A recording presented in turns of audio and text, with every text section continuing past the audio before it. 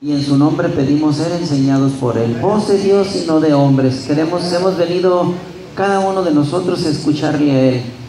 Y yo creo que si usted, hermano, le dice a mi Señor en esta noche: Señor, yo vengo a oír tu voz, quiero llevar bien tesoro en mi corazón, yo quiero ser enseñado por ti, Señor. Y hermanos, que Dios haga ese milagro, ¿verdad? Padre, en el precioso nombre de Jesús, en esta noche encomendamos nuestras mentes, nuestros corazones, Señor, y te damos gracias por la enseñanza, Padre. Gracias por el ánimo que nos has dado, Señor, por el regalo que nos has dado de reunirnos en el nombre de Jesús, Señor, para ser bendecidos con la bendición del cielo, con toda bendición, Señor. Aquí son envías en el nombre de Jesús bendición y vida eterna, Señor. Manda los rocíos de tu presencia, de tu enseñanza, Padre. En el nombre de Jesús, por tu Espíritu Santo, danos palabra de entendimiento, de sabiduría, para comprender esta hermosa enseñanza acerca de tu Hijo, Señor. Amén, Padre Santo. Muy bien, hermanos, pudieran sentarse, por favor. Habíamos comentado que esta predicación y esta enseñanza acerca de Jesucristo llenó las mentes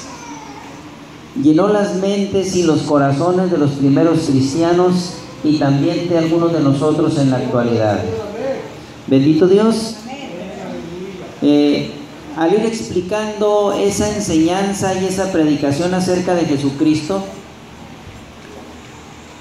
repito, al ir explicando esa enseñanza, esa predicación, esa enseñanza acerca de Jesús, hemos visto que el Evangelio es creer lo que Dios habló de Cristo por sus profetas en las Santas Escrituras o Antiguo Testamento. Repito, al ir explicando la enseñanza, esa predicación acerca de nuestro Señor Jesucristo, hemos venido viendo que el Evangelio es creer, es la fe, es creer en lo que Dios habló de Cristo por sus profetas en el Antiguo Testamento o Santas Escrituras. Amén, amén. Amén, hermanos. Amén.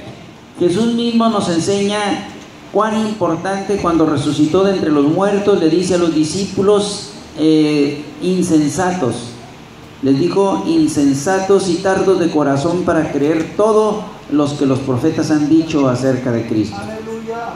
Y luego enseguida en el 24-26 de Lucas les dice: no era necesario, les pregunta, ¿acaso Dios no les trazó una enseñanza de ese dolor, de ese quebranto, de ese sufrimiento, de ese martirio, de esa tortura que habría de sufrir Jesucristo?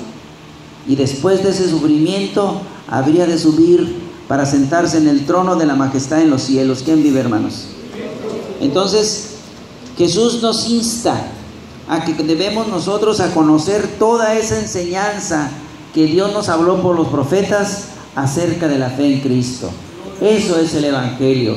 Mencionábamos que el Evangelio, la palabra Evangelio, es un término griego que significa una noticia muy agradable, pero que ese término que usaban los griegos de Evangelio como una palabra muy bonita, como un mensaje muy bonito, no lo usaban en el término profano del mundo, de una alegría de este mundo, sino decían que era una palabra que venía de los dioses, una palabra buena para ellos.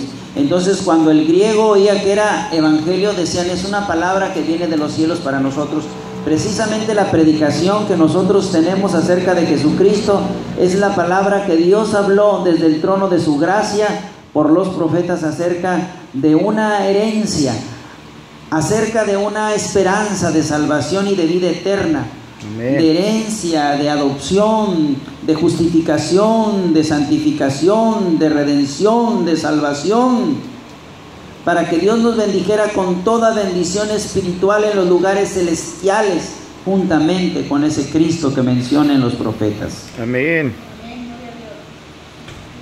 En estos días que han pasado, hemos estado estudiando a Cristo como la fuente de la vida, es el valor del sacrificio de su sangre, y hemos venido hablando también de la virtud o el misterio del sacrificio de su cuerpo.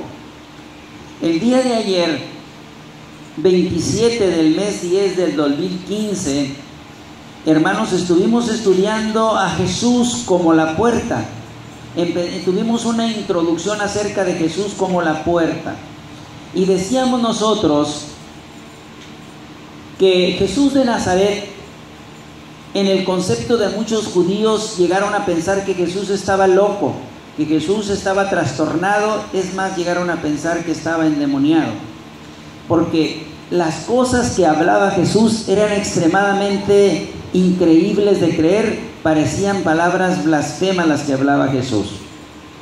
Por ejemplo, en la parte que estudiamos ayer, decía, Jesús dice, ¿no es este Jesús el hijo de José, cuya madre y hermanos nosotros conocemos? ¿Cómo pues dice él, del cielo he descendido? O sea, ¿cómo puede decir que se cayó de allá de arriba? ¿Quién vive, hermanos? Cristo. Y para Jesús hablar acerca de sí mismo, porque ese fue el mandamiento de Dios, que Cristo predicaría la doctrina acerca de Cristo mismo. Al manso cordero le fue muy duro a él, porque se ganó el rechazo, el desprecio y el odio de la élite gobernante religiosa de Israel. Alabado sea el Señor. Amén. Por ejemplo, cuando Jesús les dijo que él había descendido del cielo, Jesús tenía que hablarlo conforme las promesas de Dios. Porque quiero decirles a ustedes que hablando los profetas acerca de Jesús, allí en el profeta Miqueas, me parece, en el capítulo 5, me parece que en el verso 2, Dios dijo de la siguiente manera que habría de enviarnos el pastor divino, el pastor rey de Israel, a quien se le llama el Cristo, y se le llamaría también el tierno pastor, el tierno cuidador de nuestras almas, pero dijo, cuyas salidas son desde los días de la eternidad, antes que los cielos fueran formados, antes que el universo fuese formado, Dios ya había hablado de la venida de este ser maravilloso llamado el Cristo, el Rey de la Gloria. Amén, hermanos. Amén. Decía que sus salidas eran desde los días ¿de qué? De la eternidad. Y las cosas no vienen de abajo para arriba, sino de arriba para abajo. Por eso Jesús les dijo algo que para ellos llegaron a considerarlo, que Jesús tenía locuras religiosas, que estaba extraviado. Y eso mismo decíamos los profetas, que aún su misma familia iba a llevar a tener el concepto, y la Biblia definía muy bien que él sería nada más hijo de María y tendría hermanos físicos. Gloria al Señor. Ellos son los que lo iban a tratar como, lo iban a considerar como un loco. Y citamos ayer a la Escritura y vimos todas esas cosas que fueron cumplidas. Amén. ¿Quién vive, hermanos? Cristo. Jesús hablaba, habíamos comentado el día de ayer, noté aquí, que Jesús hablaba de las cosas, de los grandes elementos de la convivencia con Dios como propios. Porque cuando Jesús decía que Él era la luz del mundo, estaba hablando que Él era la esencia de lo que viene siendo el candelabro de oro en el tabernáculo. Eso era muy, muy duro de decirlo. Cuando Jesús llegó a decir que Él había descendido de arriba, estaba diciendo cosas muy duras. Cuando Jesús llegó a decir el término que les quise hacer hincapié el día de ayer, y a lo mejor no lo pudieron captar, pero está bonito, Jesús llegó a decir una expresión en Juan 10:9, yo soy la puerta. Si me hace el favor usted de abrir su Biblia, en Juan 10:9, yo soy la puerta, el que por mí entrare será salvo. Y yo me gustaría que hiciéramos hincapié en esto, porque es tan bonito saberlo. Juan capítulo 10, verso 9, dice Jesús, yo soy la puerta, el que por mí entrare será salvo. Y vuelvo a decir, Jesús hablaba de los principales elementos de la convivencia con Dios como si fueran propios. A Jesús uno de los grandes problemas que tuvo es que llegó a decir que Él era el mismo templo de Dios. Algo sumamente blasfemísimo en el pensamiento de los judíos. Algo para aterrizarlo a pedradas y eliminarlo y fulminarlo. Jesús hablaba de cosas tan sagradas como si Él fuera. Y el día de ayer les mencionaba lo delicado que era para un hombre atreverse a decir que Él era la puerta de la salvación. Porque la puerta de la salvación, quiero decirles que las Escrituras enseñan que el único lugar donde los judíos podían recibir la absolución de los pecados o la declaración legal de los pecados era el lugar más sagrado del judaísmo, el templo sagrado de Dios en Israel.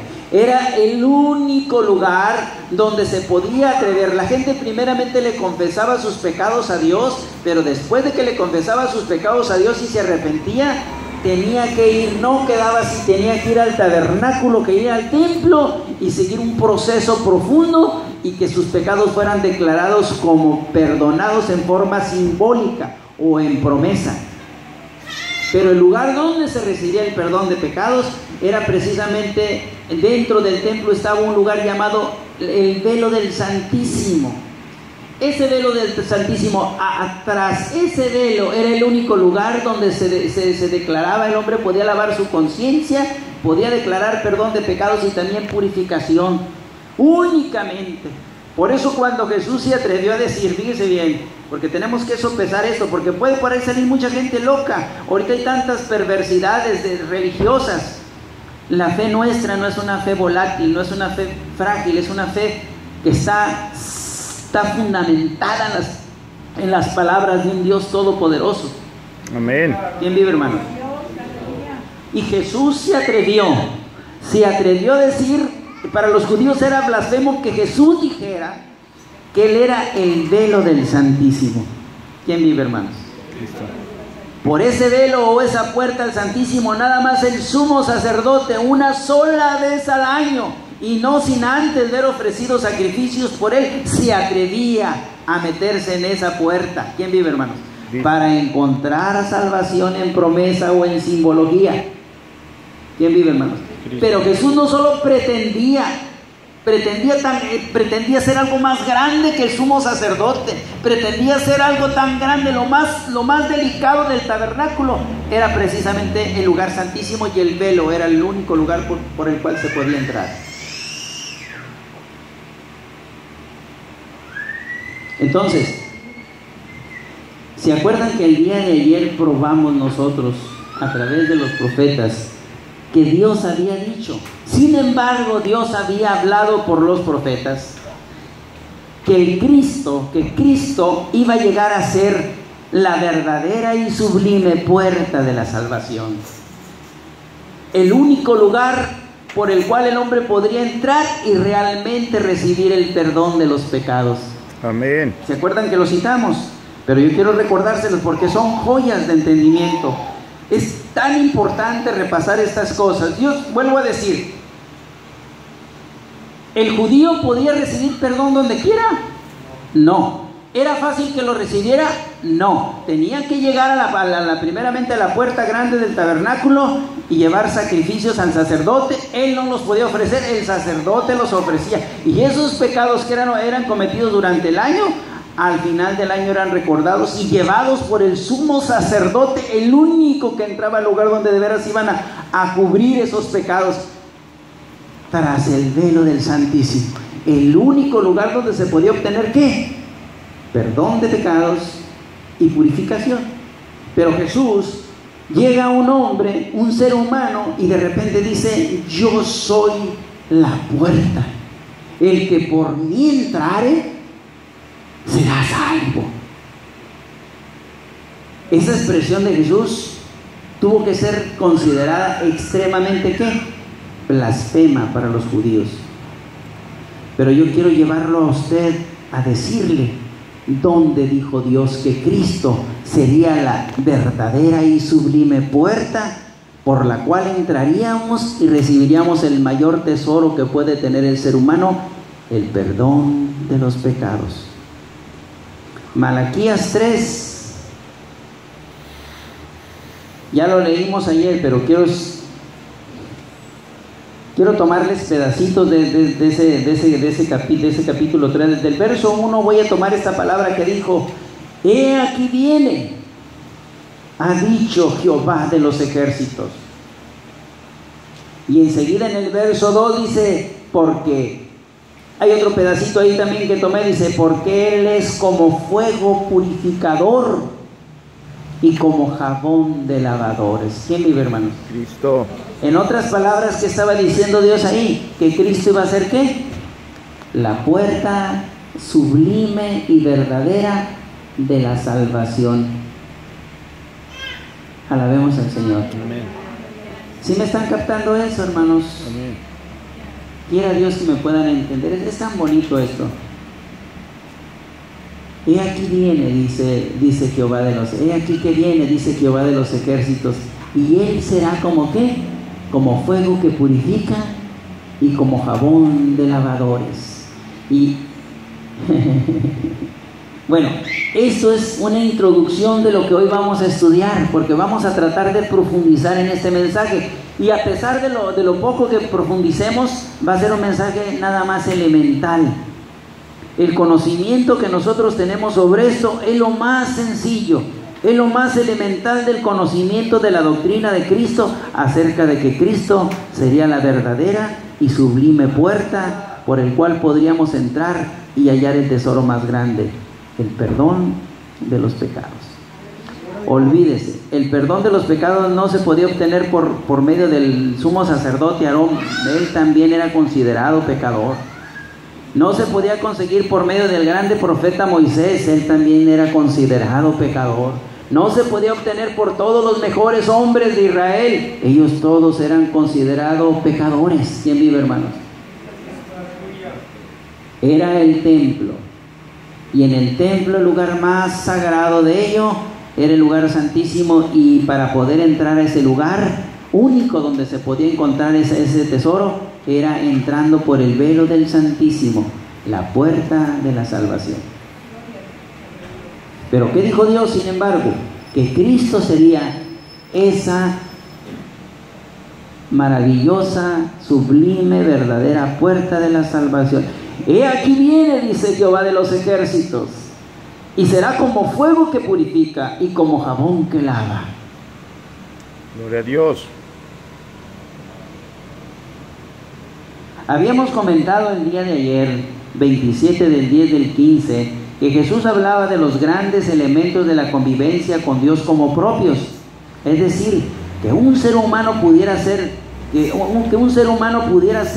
decir que la puerta de la salvación, decíamos que sonaba o se oía en gran manera blasfemo, pues la salvación o perdón de pecados solo se podía obtener en el lugar más sagrado del judaísmo, el templo de Dios, donde se encontraba el velo del lugar santísimo, que al atravesarlo o entrar por él, se obtenía en forma simbólica o en promesa el perdón de pecados y la purificación.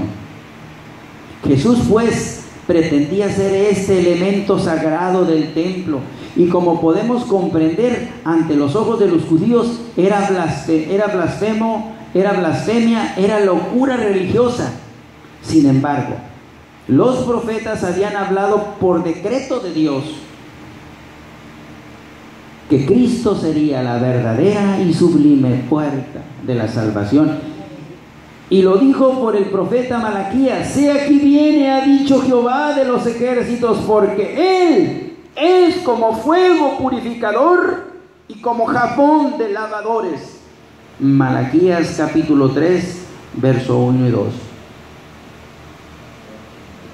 En el templo tras el velo se lavaba la conciencia de pecado y se purificaba. Después de esto se renovaba el permiso para que ese pueblo de Dios aceptara sus ofrendas. De esta bendita labor de Cristo como la puerta, sigue diciendo el profeta Malaquías. Fíjense, el pueblo, después que llegaba el final del año, tenía el peligro de ya no poder seguir. Dios ya no iba a recibir sus ofrendas ni tampoco la amistad de ellos. Tenía que llegar el momento más tremendo de la vida de la nación, el momento en que el sumo sacerdote iba a ofrecer sangre, sacrificios por el pecado de todo el ¿qué? De todo el pueblo. Si Dios no aceptaba esa ofrenda, ese sacrificio, esa atención, el pueblo ya no podía tener ni un solo día más caminar con Dios. ¿Quién vive, hermanos? Listo. Por eso cuando entraba el sumo sacerdote y no moría, se sonaban las campanitas, entonces significaba que Dios lo había aceptado y el pueblo prorrumpía en júbilo. Dios nos deja caminar un año más con Él. Dios no deja todavía aceptar nuestras ofrendas. Dios acepta ser nuestro amigo. Dios acepta ser nuestro protector. Dios acepta abrigarnos. Dios acepta brindarnos su cariño. Dios acepta lo que nosotros hagamos para Él. Gloria a Dios.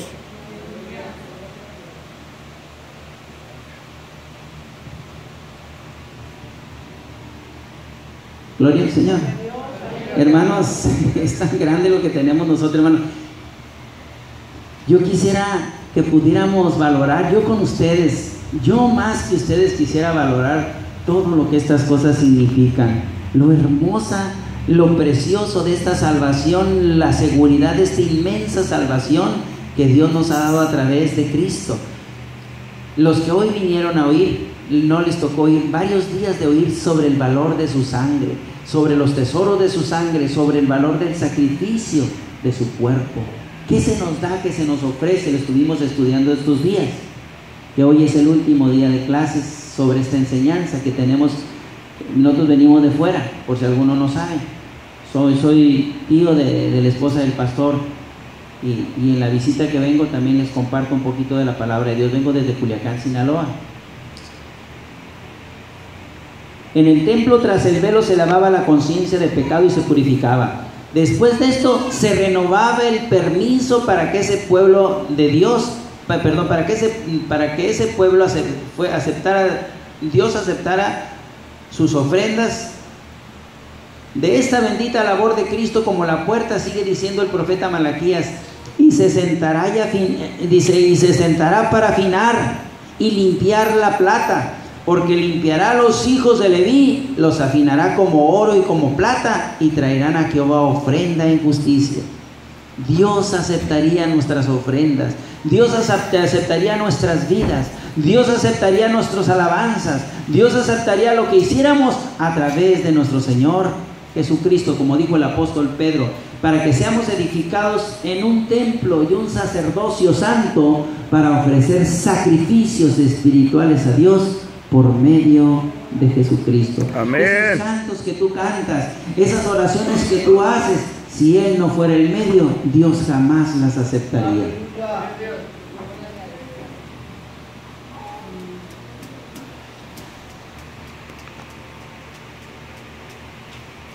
Dios había dicho que antes que se manifestara el Cristo como el lavador o bautizador de las almas de los hombres, porque precisamente lavar o limpiar se llama bautizar. Cuando enviaron sacerdotes y levitas a Juan el Bautista, le dijeron: ¿quién eres para que demos razón de ti? Porque ellos pensaban que él, Juan el Bautista, era un hombre muy entregado a Dios, era un hombre muy fiel, pensaban que era ese personaje grandioso. Y le dijeron: ¿quién eres para que demos razón de los que nos han enviado? Y luego le dijo: yo no soy Cristo, le dijo. Yo no soy ese de quien hablan los profetas. Bueno, ¿quién eres? ¿Eres tú el profeta? Tampoco soy. Entonces, ¿por qué bautizas si tú no eres el profeta? O sea, ¿por qué dices, por qué lavas tú? ¿Quién vive, hermanos? Porque la Biblia decía que la verdadera puerta de la salvación, o el lavador de los pecados de las almas de los hombres, sería el Cristo. ¿Por qué bautizas si tú no eres el profeta? Le dijeron. ¿Quién eres pues tú para que demos razón de los que nos vieron? Dice: yo soy uno de quien dijo el profeta Isaías: voz del que clama en el desierto, preparar el camino del Señor. ¿Quién vive, hermanos? ¿Sabe qué había dicho Dios? Que Dios iba a enviar a un gran profeta delante antes que llegara ese precioso ser que iba a ser llamado a la puerta de la salvación. Este hombre, hermanos, totalmente entregado a Dios, dijo de la siguiente manera, dijo: los profetas no solo dijeron que Cristo es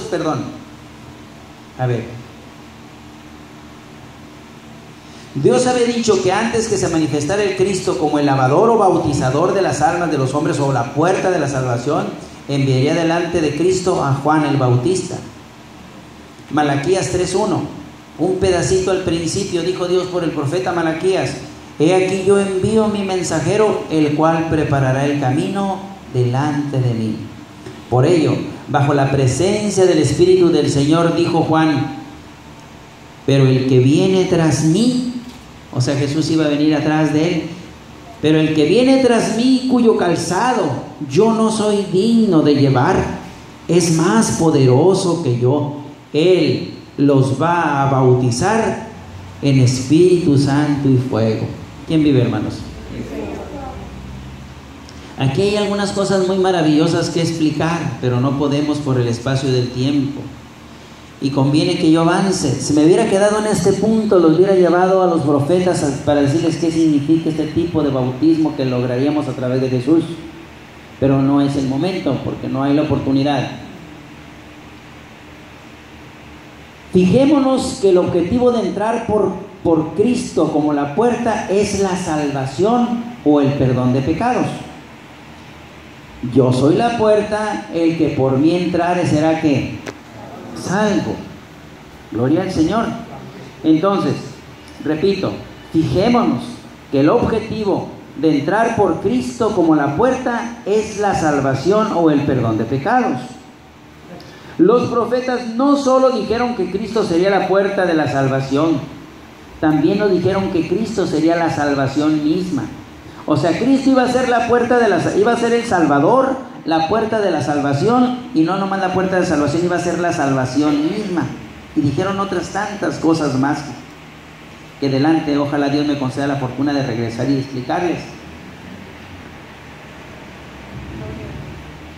Los profetas no solo dijeron que Cristo sería la puerta de la salvación, sino también la salvación misma, como dijo por el profeta Isaías en el capítulo 49, en el verso 6, lo siguiente: Dios dijo de Cristo, para que seas mi salvación hasta lo postrero de la tierra.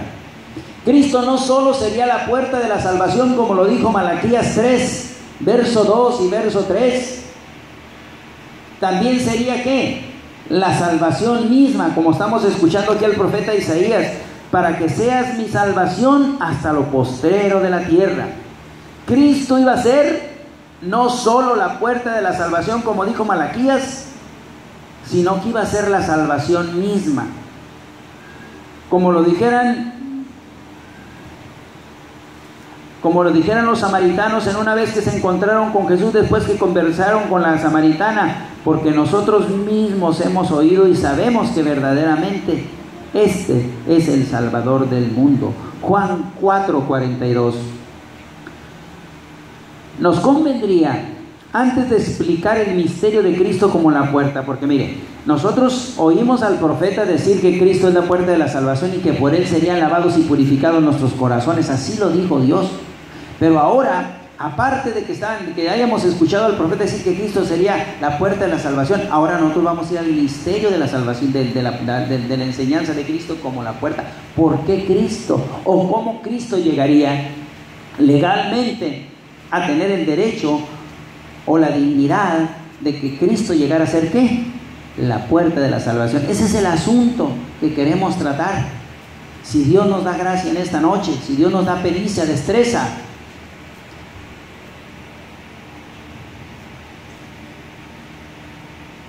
nos convendría, antes de explicar el misterio de Cristo como la puerta, ver en forma breve el concepto de la salvación y a través de los símbolos, en forma sencilla, tener una idea clara de lo que es la salvación. Y la figura de Jesús como la salvación es el arca de Noé. Miren, escuchen esto. La figura de Jesús como el Redentor es el Cordero. La figura de Jesús como el Salvador es el león. ¿Quién vive, hermano? Cristo. La figura de Jesús como la luz es el candelabro de oro. Y todas las figuras que estuvieron en el tabernáculo, del tabernáculo, sacerdote, cordero, buey de sacrificio, macho cabrío, pan de la propiciación, luz dentro del templo, todo es puro hablar de Jesús. Es una revelación que hay que explicar y saber qué tesoros se nos ofrecen por medio de esa enseñanza, por medio de esa palabra de fe.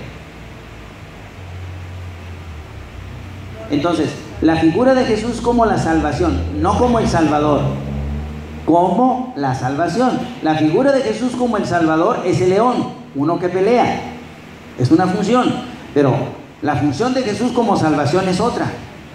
Y la figura de Jesús como salvación, que en sí es el perdón de pecados, es el arca de Noé.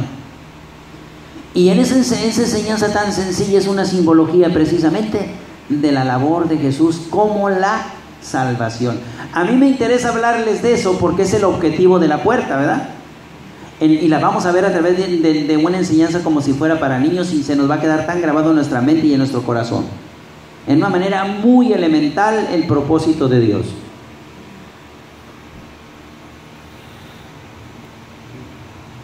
El relato del libro de Génesis, o el primer libro de la Biblia, se nos narra que la tierra estaba llena de violencia, por lo cual Dios decidió el fin de toda carne. Por ello porque se manifestó desde los cielos la ira de Dios contra la injusticia del hombre, de los hombres. Génesis capítulo 6, en el verso 13 hay lo siguiente: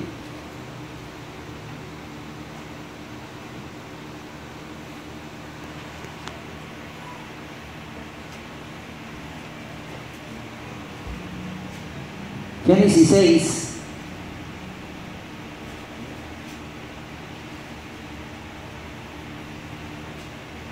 para andar no haciendo los ojos así, no vuelvo a ponerlos. Estoy tratando de usar lentes, hermano, no los uso, pero bueno.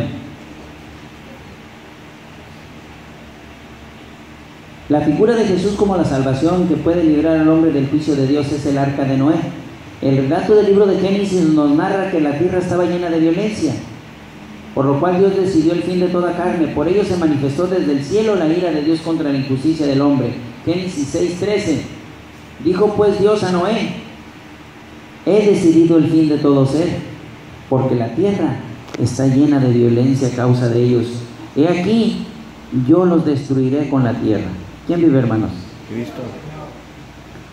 De esa humanidad que Dios sentenció a muerte, porque la paga del pecado, ¿qué es? Muerte. La muerte. La paga del pecado es la muerte, es el juicio de la ira de Dios por el pecado, por la maldad del hombre.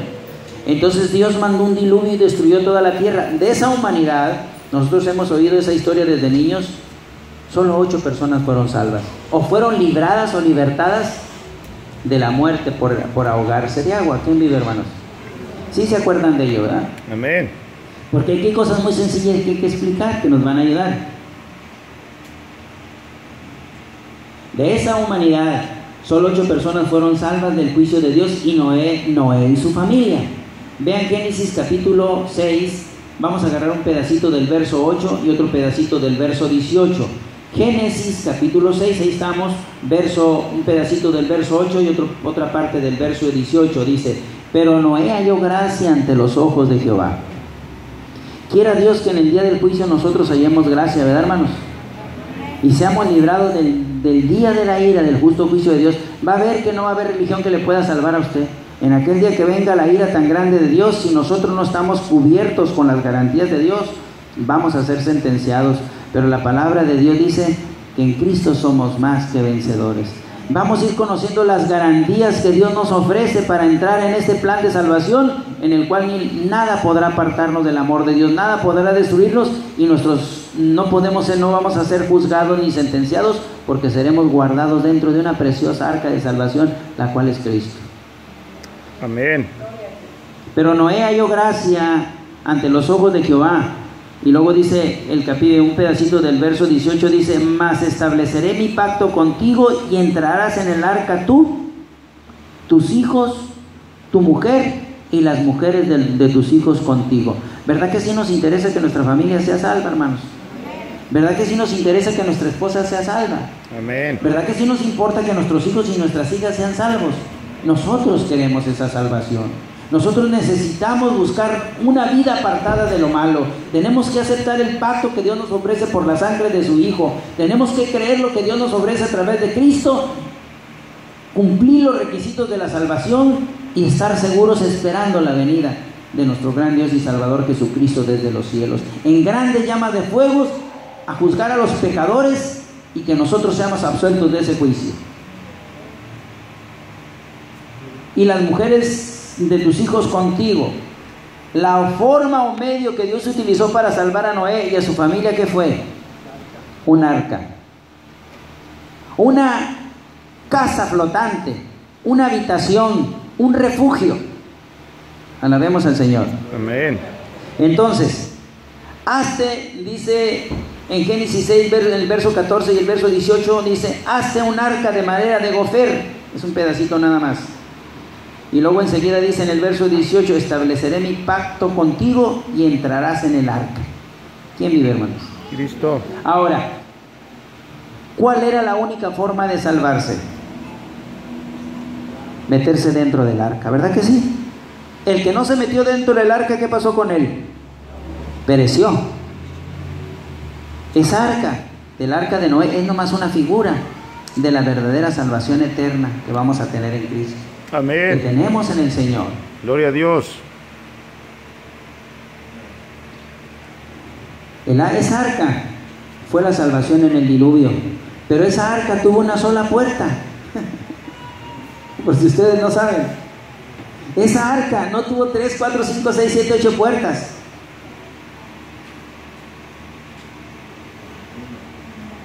Una sola puerta, una sola forma de entrar a esa salvación, la puerta. Esa arca fue la salvación en el diluvio, pero esa arca tuvo una sola puerta. La puerta fue la única manera de entrada a esa salvación o arca. En Génesis 6, en el verso 16, y en Génesis 6, verso 7, 16, dice así: y pondrás la puerta del arca a su lado.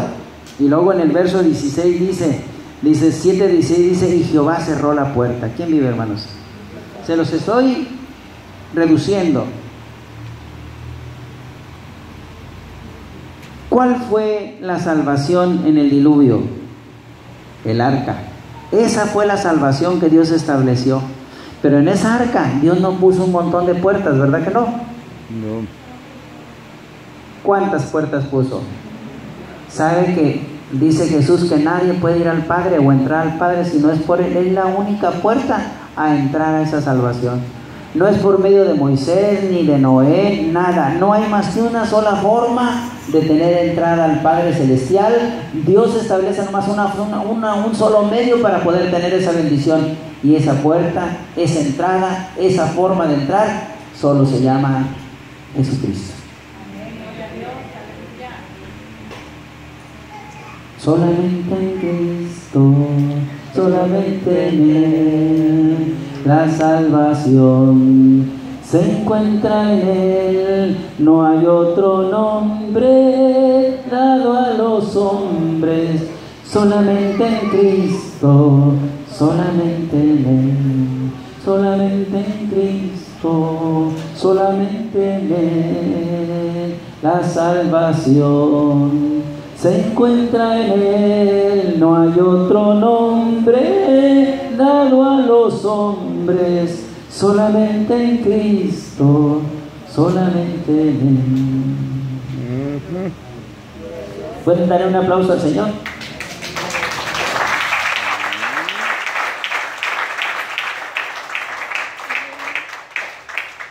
Y pondrás la puerta del arca a su lado. No las puertas, la puerta. Y Jehová cerró la puerta. Miren, es tan bonito porque este fenómeno que sucedió en el diluvio quiere decir que va a volver a suceder. Dios ha puesto una puerta, que es Cristo, pero esa puerta también Dios la va a cerrar. Usted ya entendió, ¿verdad? Ya se fue hasta Apocalipsis. ¿Ya lo captaron? Algunos que leen la Biblia ya me captaron, ya se fueron hasta adelante.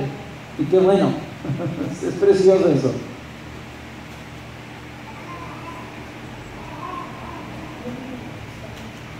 Gloria a Dios.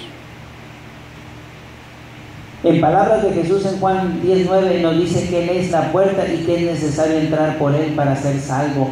El que por mí entrare será salvo. Juan 10:9, aleluya. ¿Hay otra puerta? ¿Hay otro medio? ¿El que por qué? ¿El que por los apóstoles, por fulano, mangano, perengano y tantarangano? ¿Dice así? No, no podemos agregar el que por mí entrare será salvo. Porque créanmelo, es imposible que alguien aparte de Cristo pueda hacer la puerta. Vuelvo a decir, en el tabernáculo era el único lugar, es un símbolo de Él. Y el velo del Santísimo también es un velo de Él. Solo en Cristo puede haber salvación y vida eterna. Pero vamos comprendiendo que no nomás esto no es un cuento, esta es una historia maravillosa del plan de salvación de Dios, es un proyecto celestial. Trataremos con la ayuda de Dios, digo yo aquí, de explicar este aspecto del misterio de Cristo. Para empezar, recordemos que Dios antes tuvo que hablar de este asunto por sus profetas en las Santas Escrituras o Antiguo Testamento. Aquí el objetivo de Cristo como la puerta es entrar en la salvación. Al ir escuchando a los profetas hablarnos de Cristo como la puerta, nos vamos a dar cuenta que no podremos estudiarlo separado de la enseñanza de la casa de Dios, tabernáculo o templo de Dios. Quiero decirles esto. El libro de Génesis nos menciona que en el vientre de una mujer, la esposa de Isaac, se gestaban 2 muchachos. Y uno de ellos, el que iba a nacer después, a quien le apodaron Jacob, desde las entrañas de su madre tenía una pasión de las más grandes que existen. Su único anhelo que iba a tener en esta vida, su más grande propósito iba a ser uno: amar a Dios sobre todas las cosas como el único tesoro. Y desde el vientre de su mamá peleaba y luchaba porque Dios lo tomara en primer lugar para tener la bendición de Dios.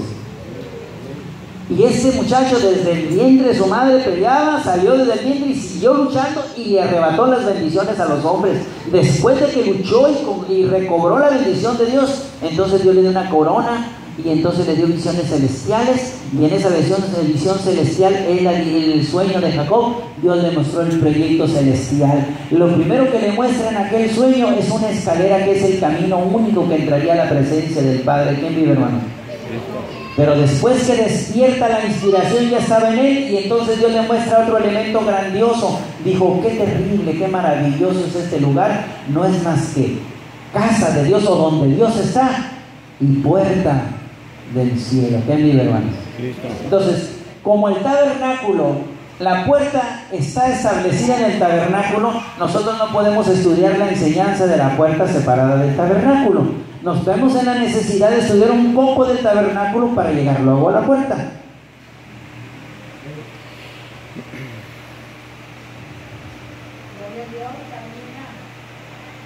Génesis 28:17 dice: no es otra cosa que casa de Dios y puerta del cielo.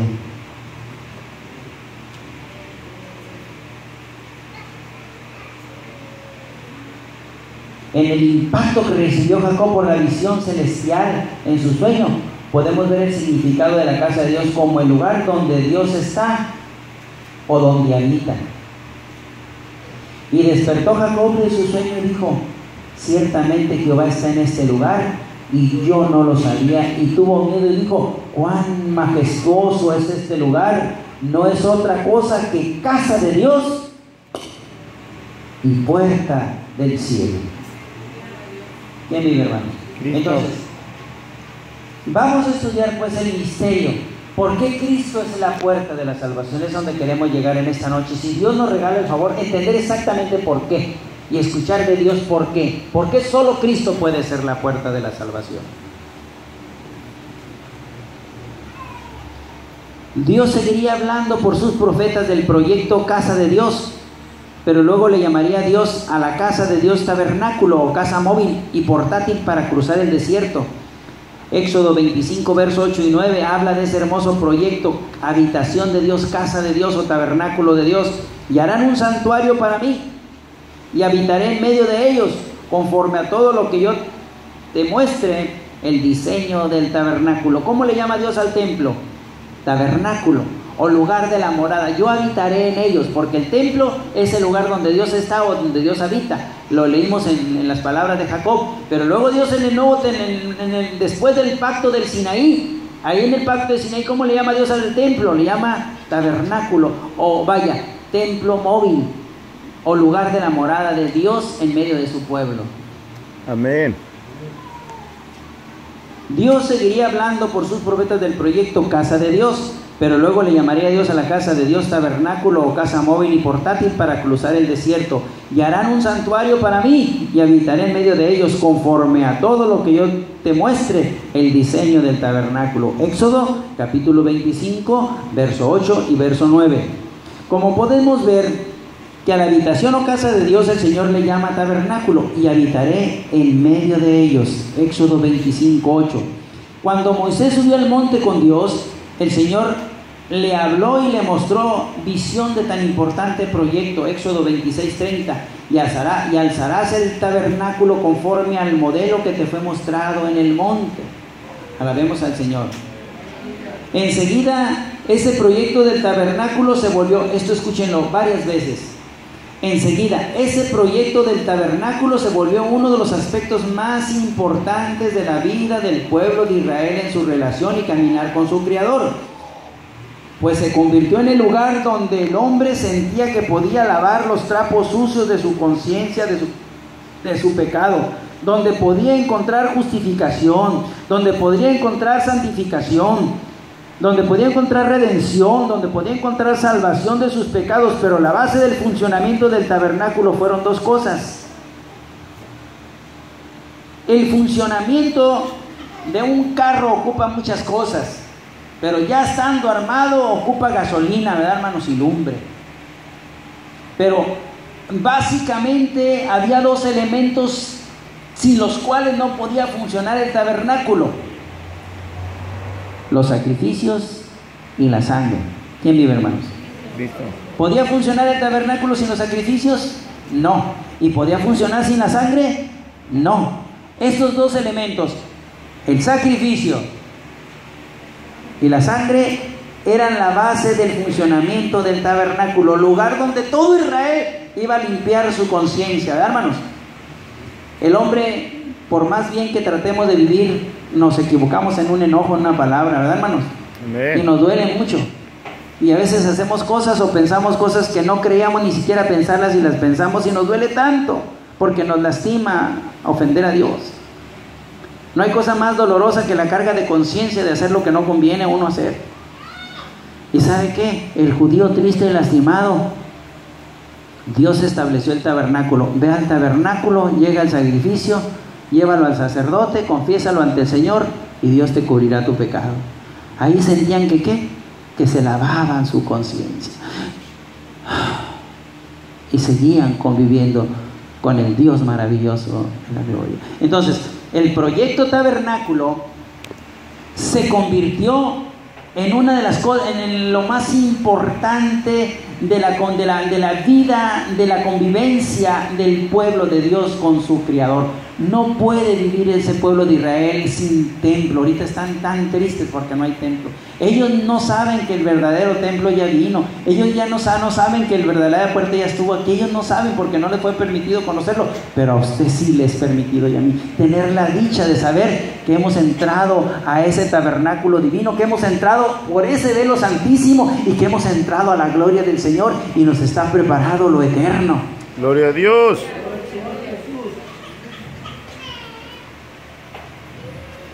Enseguida, ese proyecto tabernáculo se volvió uno de los aspectos más importantes de la vida del pueblo de Israel en su relación y caminar con su Creador, pues se convirtió en el lugar donde el hombre sentía que podía lavar los trapos sucios de su conciencia de pecado, donde podía encontrar justificación, donde podía encontrar ser hallado inocente, santificación o limpiarse, donde podía redención, o sea, donde ya se había pagado su pecado, salvación, donde Dios lo libertaba del juicio.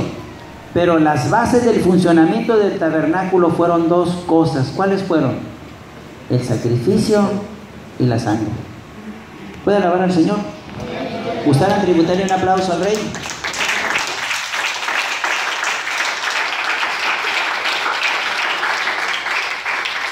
Los sacrificios reconciliaban o ponían al hombre paz con Dios, pero la sangre lo justificó o lo presentaba inocente ante el juicio de Dios. La sangre fue la puerta. ¿Ya escucharon? Amén. Y les voy a explicar por qué. Dice, la sangre fue puesta en la puerta, La sangre fue puesta en la puerta. La sangre vino a ser la verdadera puerta que evitó que entrara el juicio de Dios en la casa de los israelitas. Pues la función de la puerta es permitir la entrada o impedir la entrada. Miren, Dios, cuando iba a juzgar a Egipto por sus pecados, iba a castigar a los demonios, a los que adoraban los egipcios. También a los israelitas les tocaba castigo por pecadores. Pero entonces Dios puso un medio para no matarlos a ellos. ¿Sabe que Dios va a matar a los pecadores en el futuro? Pero ¿sabe que Dios ha puesto un medio para que Dios no le mate a usted ni tampoco a mí? Amén. En esa noche se llamó, hubo un rito muy maravilloso, la Pascua. La palabra Pascua significa, se dice en el hebreo Pashá, es decir, se pasó por alto, o Dios se brincó a la casa de los israelitas sin que les matara a sus hijos. ¿Quién vive, hermanos? Pashá. Pues ese sacrificio que se hacía de corderos y la sangre, ¿sabe dónde se ponía? En las puertas. Llámele casualidad, pero ahí está la clave. La sangre se puso en las puertas, en los dinteles de las puertas de los israelitas. Tuvieron que meterse en las casas. ¿Quién vive, hermanos? Lugar de refugio o tabernáculo. Pero allí, hermanos, había la puerta y había sangre. ¿Sabe qué permitió la puerta? Que ellos entraran. Pero ¿sabe qué no permitió que entraran? Los ángeles de la muerte que venían a ejecutar. Alabe el nombre de Jesús. Amén. Y dele aplauso al Señor.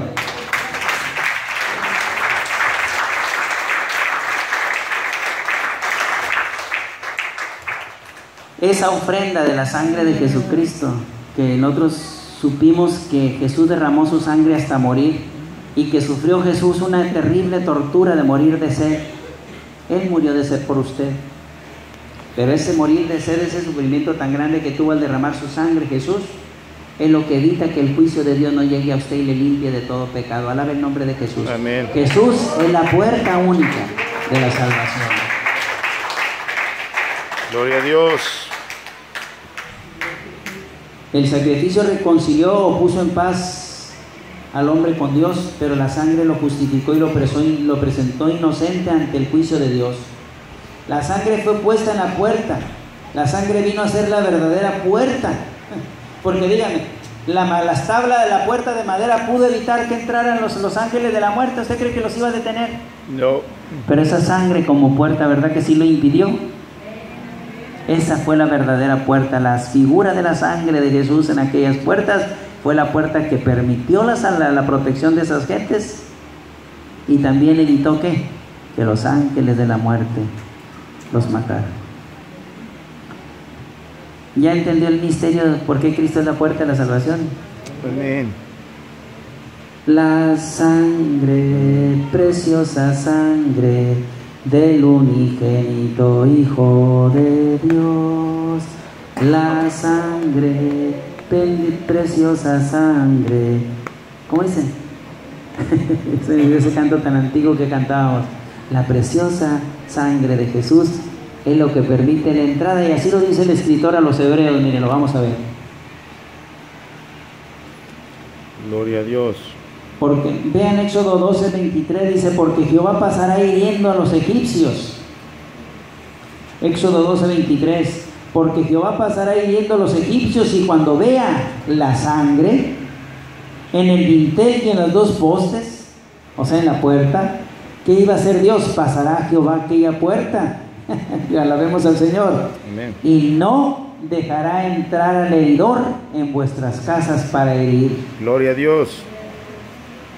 La sangre, preciosa sangre del unigénito Hijo de Dios. Cante conmigo. La sangre, preciosa sangre del unigénito Hijo de Dios. Qué sencillo es el mensaje del Señor, ¿verdad, hermanos? Gloria a Dios. Reflexionemos. Aquí la sangre impidió la entrada del juicio de Dios, pero cuando Moisés recibió leyes y mandamientos para ponerlos en marcha, se ocupó la misma base.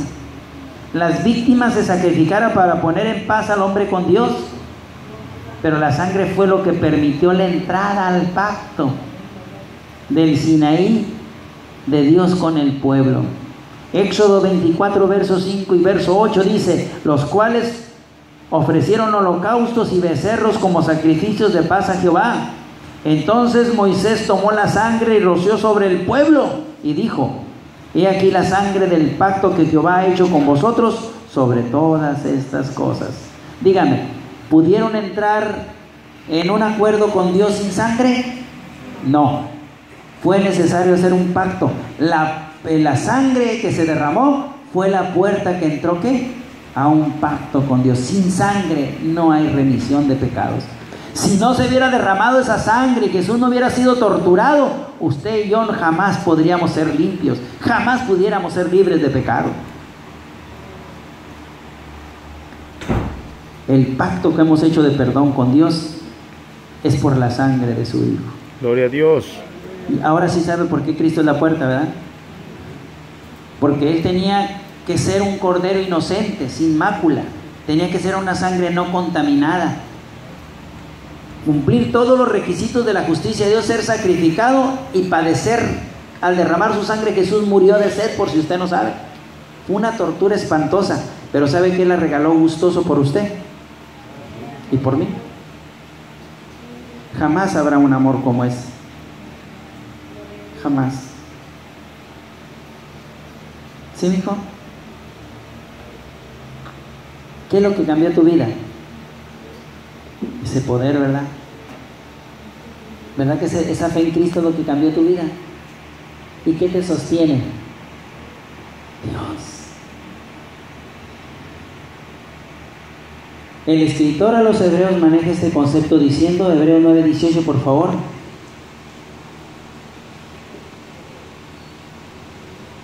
Dice en Hebreos 9:18, de donde ni aún el primer pacto fue instituido sin sangre.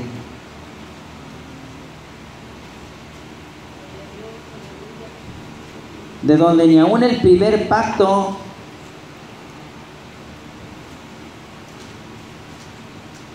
fue instituido sin sangre.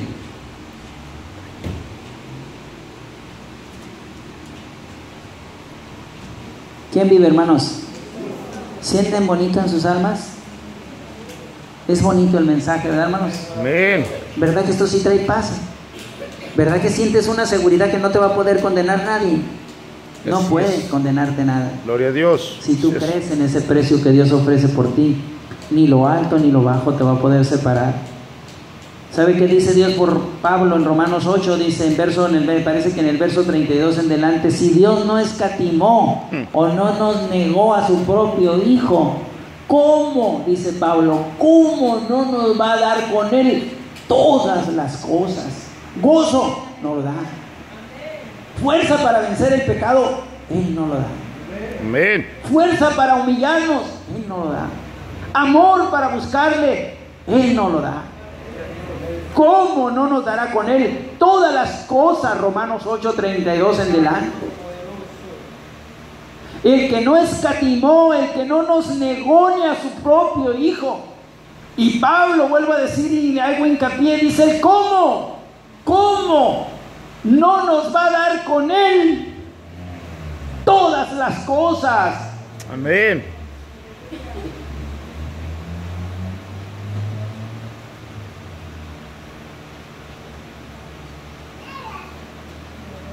¿Sí, hermano José? Por ello también el escritor a los hebreos nos dice, por eso nos dice que Cristo es la puerta, porque solo por la ofrenda del sacrificio de su sangre podemos tener entrada al lugar santísimo. Dice el escritor a los hebreos, que yo creo que es Pablo, que la sangre de Cristo es la puerta. Por eso es la única puerta por la cual podemos entrar, ¿qué? Al lugar santísimo. Sin esa sangre jamás hubiéramos entrado a la presencia de Dios, nunca. Hebreos 10:19, si me hacen el favor. Así que, hermanos, teniendo libertad, hermano, yo puedo entrar, tú puedes entrar. Fíjate, hermano, tú puedes entrar a la presencia de tu Padre Celestial. ¿Porque eres bueno? ¿Porque eres perfecto? ¿O porque hay una sangre que fue derramada por ti? Dice que nosotros podemos llegar con Dios a suplicar misericordia, a pedir que vende nuestras heridas, que nos renueve la vida. Podemos llegar a suplicarle a ese Dios de la gloria, no con nuestros propios méritos, sino con los méritos de la sangre preciosa de Cristo, como un cordero sin mancha, preparado desde antes de la fundación del mundo, y que en este tiempo Dios lo manifestó porque nos tuvo misericordia.